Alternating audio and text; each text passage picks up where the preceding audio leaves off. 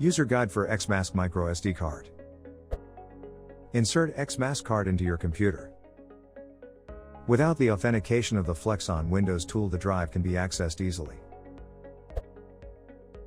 Launch the X-Mask security tool to set up the password authentication system. Check the security status and set your password. Disconnect your drive from the host to complete the password authentication.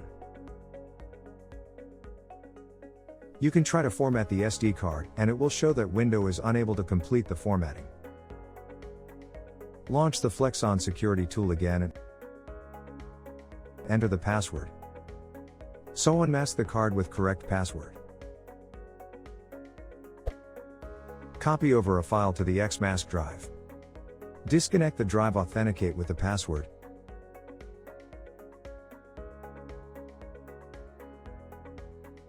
Unlock it to see the file again.